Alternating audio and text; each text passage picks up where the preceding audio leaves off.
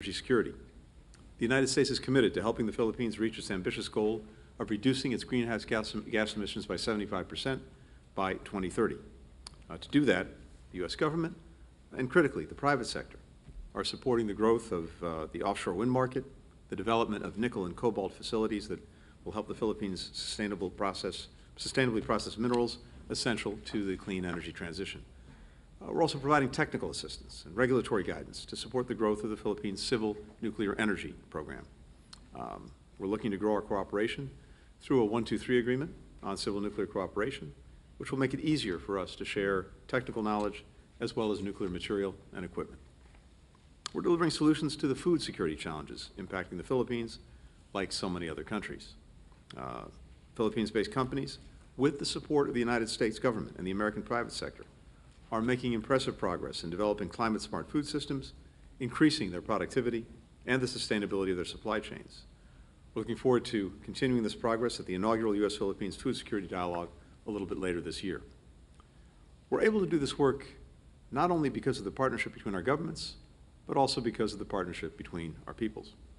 This year, we're celebrating the 75th anniversary of the Fulbright program in the Philippines, the longest-running Fulbright program in the world. More than 22,000 Filipinos have come to the United States through the Fulbright and other U.S. exchange programs, enriching our communities with their perspectives and experiences, innovating and launching businesses, building enduring bonds between our people, bonds that, to this day, renew and revitalize the friendship between our countries.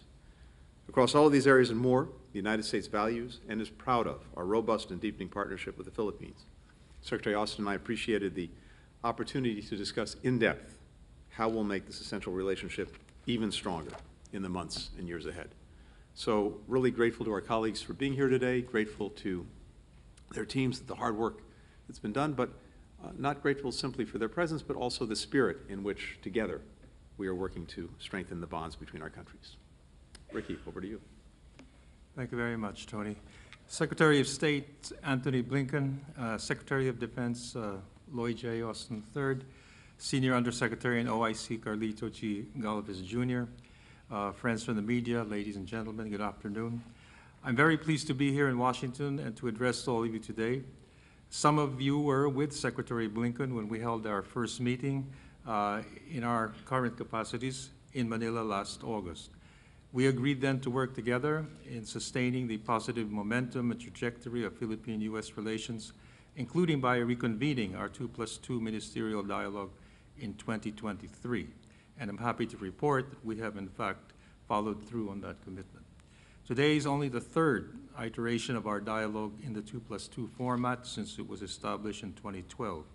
After a 7-year gap since the second meeting in 2016, this meeting holds particular significance as it further reaffirms our shared commitment to advancing our common priorities as treaty allies and close partners amidst evolving regional and global security challenges.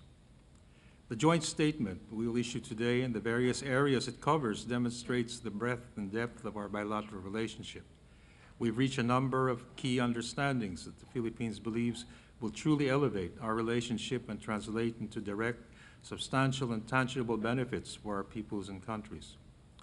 At today's meeting, we redoubled our commitment to modernizing the Philippine-U.S. alliance, recognizing that our partnership will need to play a stronger role in preserving an international law-based international order. This means ensuring the conduct of high-level and high-impact, high-value joint exercises, trainings, and other related activities. We especially welcome the United States pledge to fast-track and ramp up support for the modernization of our defense, civilian law enforcement, and humanitarian assistance and disaster response capabilities, especially in the maritime domain, as well as the implementation of EDCA projects and investments in and around EDCA agreed locations. I wish to point out that we also underscored the importance of equally ensuring that our modern alliance not only serves as an instrument of peace, but it shall also be a force for good that brings about sustained economic benefits to our two countries, down to our local communities. Our discussions and proposed ways forward are aligned with the Philippines' priorities on agriculture, food security, promoting energy security as we transition to clean energy, boosting trade, and building resilience of our supply chains, as well as enhancing connectivity and digitalization. Our discussions focus also on areas such as economic cooperation, climate change, renewable energy, economic resilience, and economic security. Thank you. Well, good afternoon, Secretary Blinken, Secretary Manalo, and Secretary Galvez. I'm honored to be here with you today for the third U.S.-Philippines 2+2 ministerial dialogue. As you've heard, it's the first of its kind in 7 years. But first, let me just say a few words about the story that I know many of you are tracking. I was first briefed on the reports of unauthorized disclosure of sensitive and classified material on the morning of April 6th. And since then, I've been convening senior department leaders daily on our response, and I've directed an urgent cross-department effort. And we've referred the matter to the Department of Justice, which has opened a criminal investigation. Now, I can't say much more while the Justice Department's investigation is ongoing, but we take this very seriously, and we will continue to work closely with our outstanding allies and partners, and nothing will ever stop us from keeping America secure. Now, let me turn to today's important discussions. We've come together at an historic moment in our alliance. For more than 7 decades, U.S. and Philippine forces have trained and fought alongside each other. And today we're building on those bonds to bring greater security, stability, and prosperity to the Indo-Pacific for the next 70 years and beyond.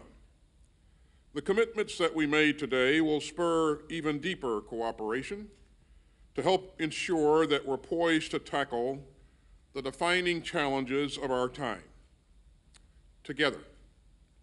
We all reaffirm today that our mutual defense treaty remains the bedrock of our cooperation.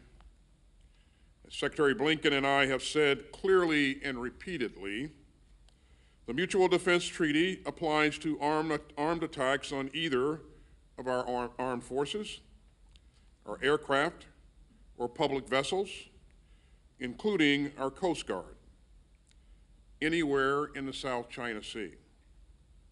And so today we built on our work together during my recent visit to Manila and discussed plans to operationalize the 4 new enhanced defense cooperation agreement locations in Palawan and northern Luzon. These sites will support combined training, exercises, and interoperability between our forces to ensure that we're even better prepared for future crises. We're proud of the investments we're making, and by the end of FY23, we expect to have allocated more than $100 million in infrastructure investments at the new and existing EDCA sites. And so those investments will spur job creation and economic growth in local Philippine communities. We've also committed to swiftly finalizing the U.S.-Philippines bilateral defense guidelines, which charts our vision for alliance cooperation across all operational domains, including space and cyberspace. In the face of coercion and gray zone aggression, Secretary Galvez and I agreed to redouble our efforts to strengthen our combined ability to resist armed attack by modernizing our armed forces. We also discussed near-term plans to complete a security sector assistance roadmap to support the delivery of priority defense platforms over the next 5 to 10 years, including radars, unmanned aerial systems, military transport aircraft, and coastal and air defense systems. We're building on the some 500 defense engagements that our militaries conduct each year. And we're forging new ties between our militaries and expanding the breadth of our cooperation. Yesterday, we celebrated the start of our 38th annual exercise, Balakatan, More than 17,000 troops are participating this year. It is the largest and most complex iteration in the exercise's history. Now, the commitments that we made today will further integrate our strong bilateral ties into multilateral networks, including with Japan and Australia. And we discussed plans to conduct combined maritime activities with like-minded partners in the South China Sea later this year as we work to enhance our collective deterrence. Our alliance is ultimately guided by our deep and enduring commitment to freedom. So we're not just allies, we're democratic allies. And the United States and the Philippines are bound by a common vision for the future. A vision that's anchored in the rule of law and freedom of the seas and respect for the territorial integrity of sovereign states. Secretary Galvez, Secretary Manalo, Secretary Blinken, thank you for your leadership and your steadfast partnership as we build this future together. Secretary Galvez, the floor is yours, sir. Foremost, my highest courtesies to the Secretary Antony J. Blinken and Secretary Lloyd J. Austin III, to my most esteemed colleague, Secretary Enrique Manalo. Ladies and gentlemen, good afternoon. First of all, we would like to take this moment to express our profoundest thanks to the U.S. We are grateful to the U.S. government and the American people for their kind assistance in our current environmental sea disaster in containing the oil spill in Oriental Mindoro.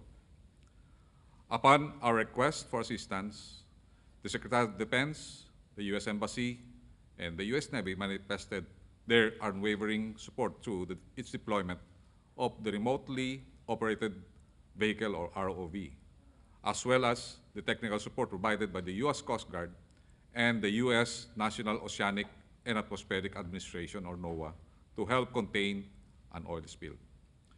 The timely and efficient response of our allies in providing the technical and material support amounting to more than $20 million was very instrumental in mitigating the impact of this environmental disaster on our coastal communities that may affect millions of Filipino people. The aid and cooperation demonstrates the strength of the Philippine-U.S. Defense Alliance. And we are very proud to be partner of the United States, and your commitment to assisting us in this time of need has reinforced the bond of friendship and mutual trust between our nations. We will not forget.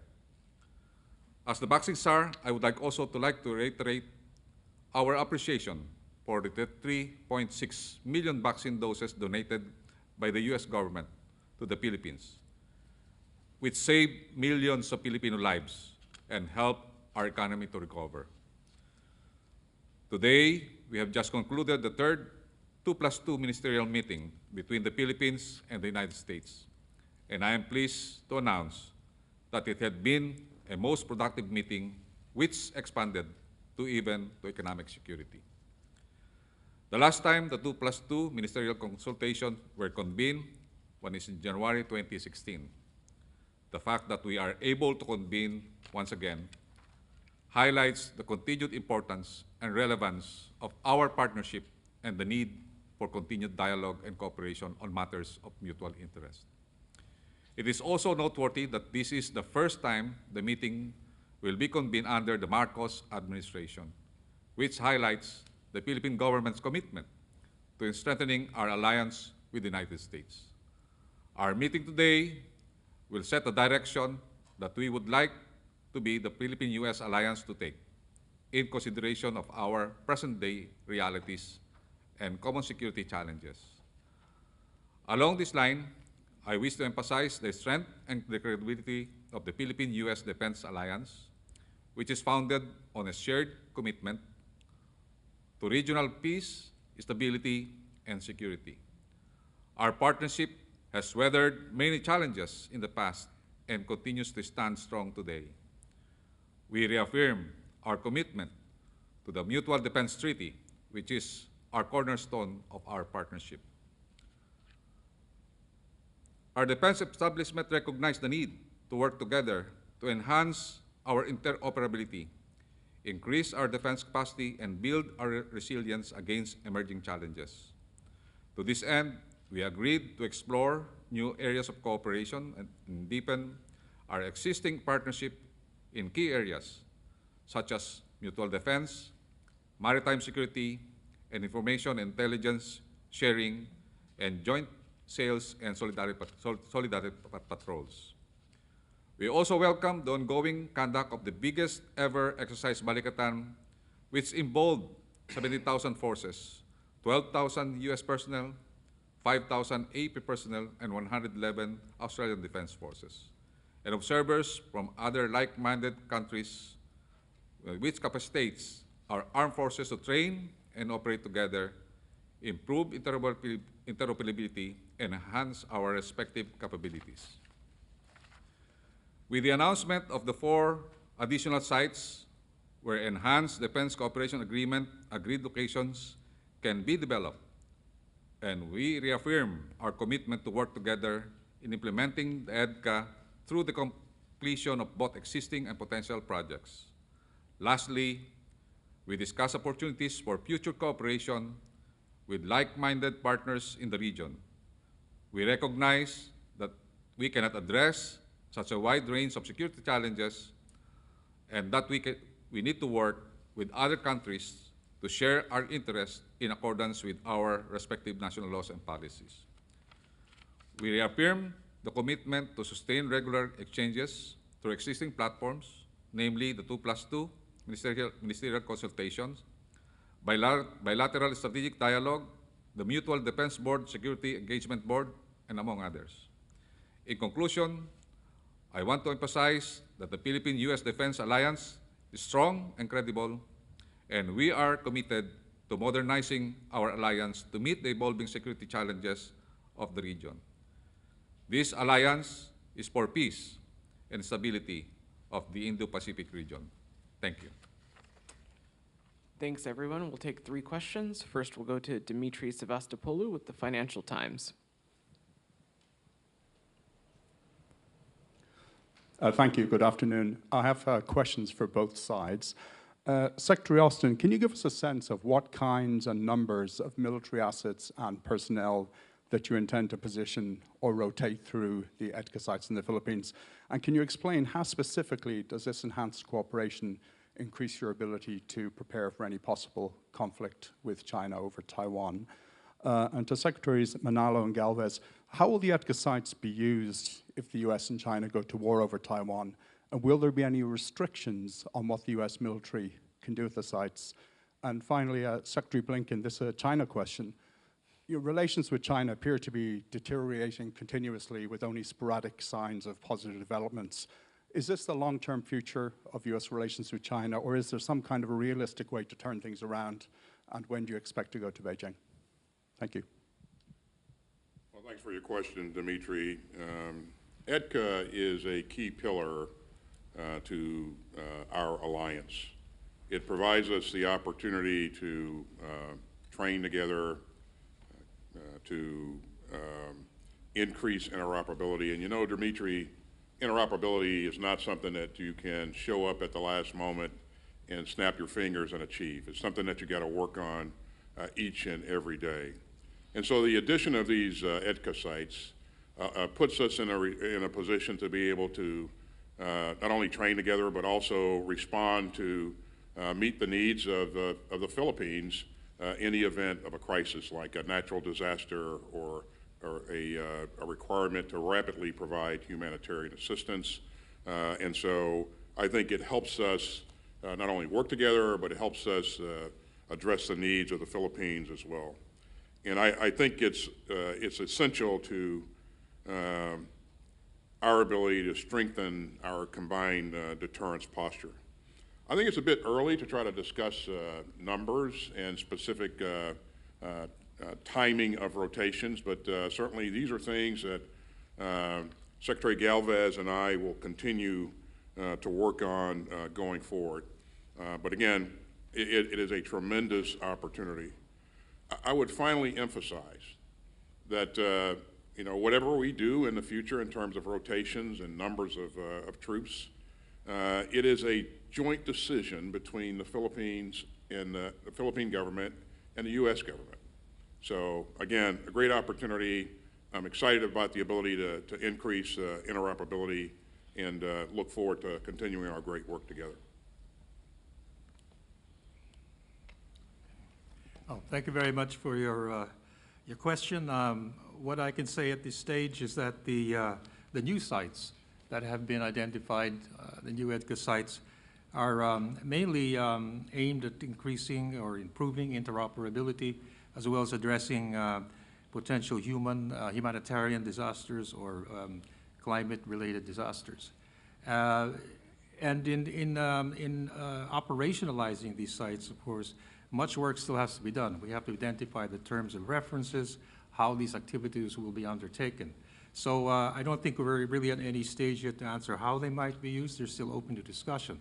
But I think we have already reached an understanding that the basic elements of these sites would be, the basic purposes of these sites would be to address humanitarian disaster-related events, to increase and improve interoperability and training of Filipino and American assets, and also to be in a position to improve interoperability and perhaps respond to other types of security challenges. Dimitri, with regard to China, you've heard me say before, Secretary Austin and others say before, that the relationship between our countries is among the most consequential and also the most complex of any that we have. And the same could probably be said for many other countries. We're not reducing it to a bumper sticker, as again I've said before. It has different aspects to it. Certainly competitive, cooperative in other respects, and in some instances more adversarial. What we've been working to do, first of all, is to make sure that when it comes to our own strategy and own approach, we're following through on it, making investments in ourselves and our strength at home. We've done that, aligning increasingly with partners around the world, whether that's in Europe and Asia, and we've done that with greater convergence than I've seen at any time with key partners on the approach to some of the challenges posed by China, and putting those assets together so that we're competing very vigorously in upholding our interests, upholding our values, and building our vision for the future.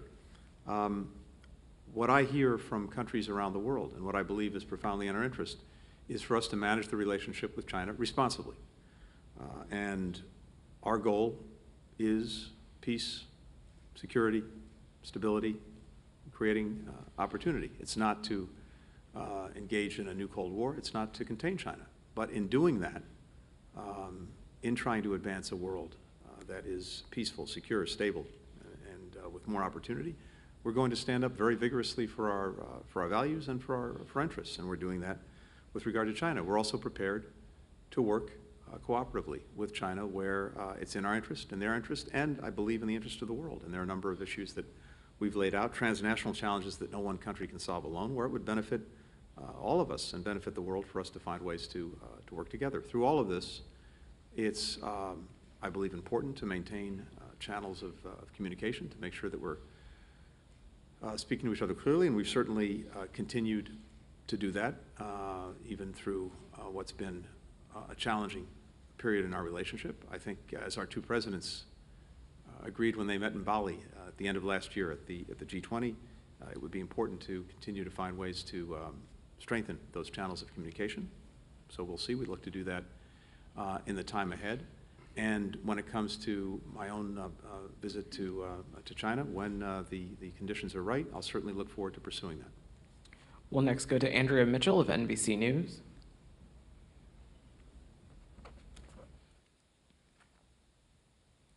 Thank you very much. Secretary Austin, you just said that you first learned about the leaked documents on the 6th of April. They've been online for months.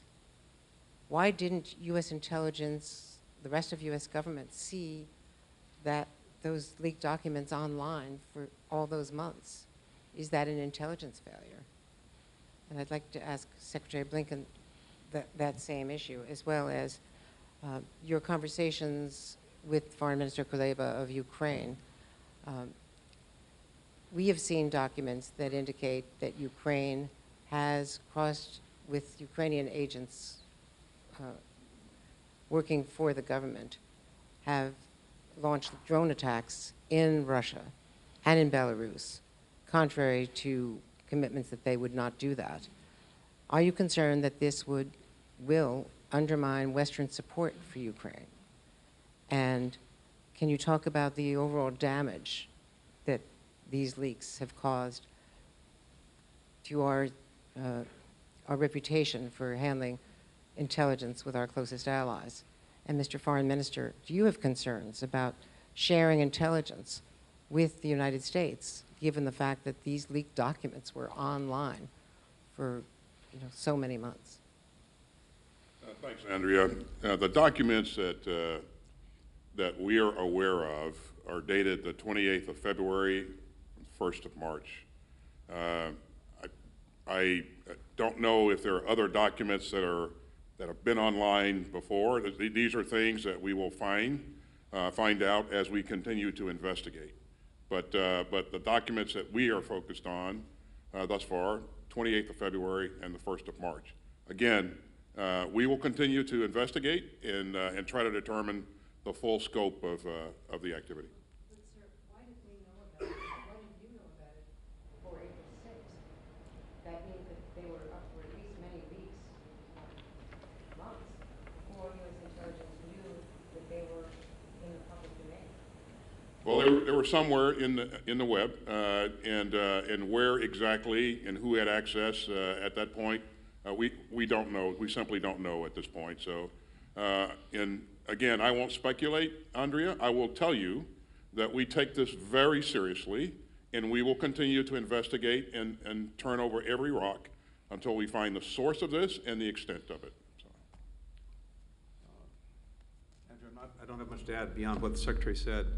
Let me just say with regard to broadly allies and partners and these documents, we have engaged with allies and partners at high levels over the past days, including to reassure them about our own commitment to safeguarding intelligence and, of course, our commitment to our security partnerships.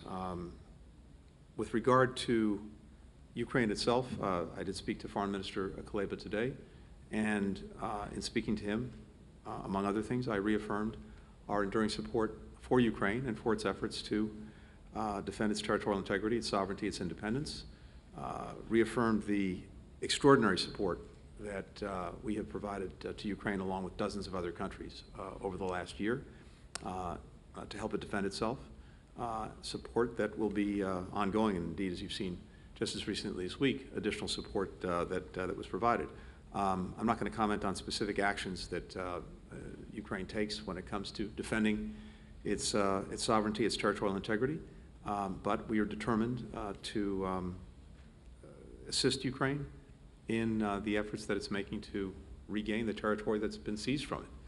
And I reaffirmed that commitment today in speaking to Foreign Minister Kuleba. Are you concerned about cross-border attacks? Again, I'm not going to speak directly to any particular actions, and I'm certainly not going to comment on these purported documents. But Ukraine has to make decisions about how it can most effectively defend itself against Russian aggression and take back the territory that's been seized from it. We give our advice as appropriate. We provide the support that is well known, but Ukraine makes the decisions about how it actually prosecutes the effort to regain its territory. Well, first let me also share the view of Secretary Blinken that we're very confident especially after today's meeting, the commitment to our alliance and our partnership. And I really don't want to jump to any speculation or jump to any conclusions at this stage. We have full confidence in the investigation that will be undertaken. And certainly we would have to wait for the results before we can even comment. But just let me say that we are confident of the strength of our relationship and our growing partnership. Final question, Will Malden of the Wall Street Journal.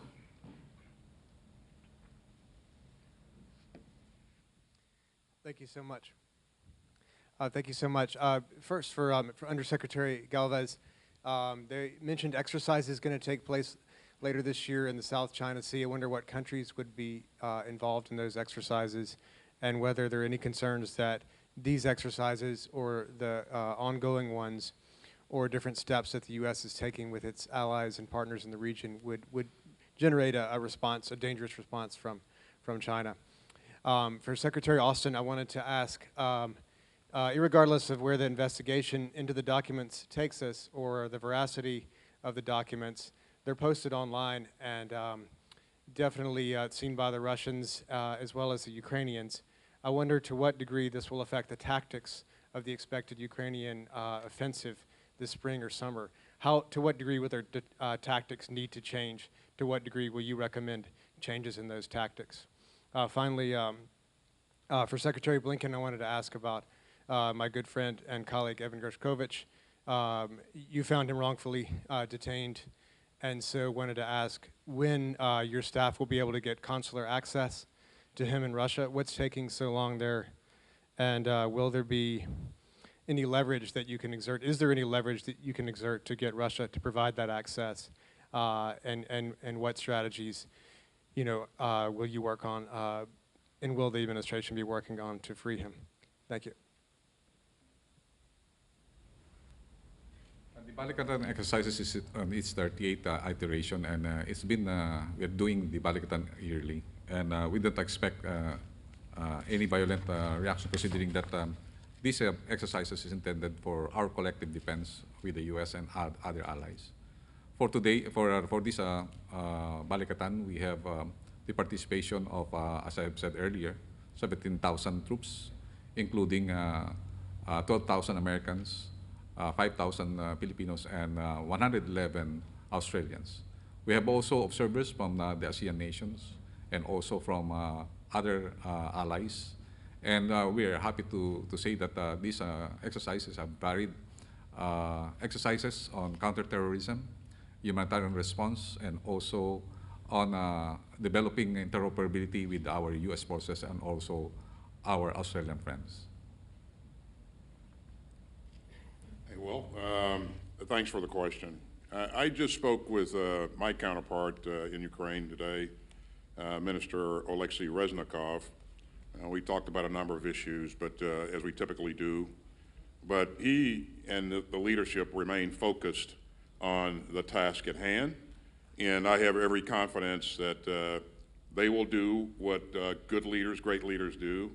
They will fight the enemy and not be driven by a specific plan. They have a great plan to start, but only President Zelensky and his leadership really know the full details of that plan. So, they have much of the capability that they need to continue to be successful. We've trained an enormous number of troops. We've provided a substantial number of platforms, and so I think he feels that they're in a pretty good position, and we'll stay focused on continuing to generate security assistance capability so that they can continue to be successful whenever they choose to take up offensive operations. And again, sustainment will be there throughout.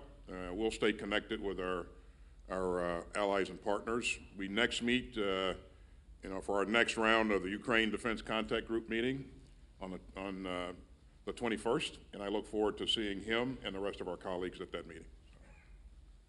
And Will, as to your question regarding Evan, yes, I made the determination yesterday that he is being wrongfully detained by Russia. President Biden had an opportunity to speak to his family today, I believe. I've spoken to your colleagues, including leadership of the Wall Street Journal, multiple times about Evan's situation. When I spoke to Foreign Minister Lavrov about a week ago now, just after Evan was detained, I of course pressed for his immediate release, but I also pressed for immediate consular access to him. The fact that Russia has not granted that access puts it, once again, in violation of international commitments it's made, commitments that are at the heart of diplomatic relations between countries and the ability of our citizens as well to be able to safely be present in other countries. I think Russia not following through on meeting its obligations to consular access, never mind the practice of detaining people arbitrarily for political purposes, is going to do even more damage to Russia's standing around the world, standing that has been in free fall, particularly since its reinvasion of Ukraine last year. And I think it sends a very strong message to people around the world to beware of even setting foot there, lest they be arbitrarily detained, and in the context of being arbitrarily detained, not even having access for the diplomats who are there to look out for their interests, and who, as a matter of solemn international obligations that Russia has undertaken, should be allowed that access. I'm not going to get into what measures, steps we're taking or might take to do that. I can simply tell you that we are engaged every single day in pressing for that access, as well as pressing for Evan's release. Thank you, Your Excellencies.